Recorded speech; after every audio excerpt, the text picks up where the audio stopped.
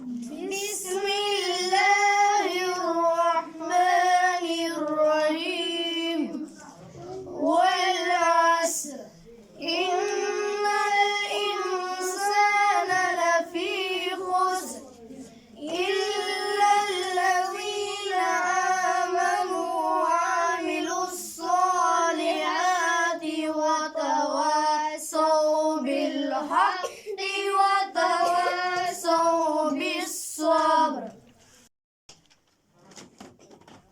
بسم الله الرحمن الرحيم والعصر إن الإنسان لفي خسر إلا الذين آمنوا وعملوا الصالحات وتواصوا بالحق وتواصوا بالصبر.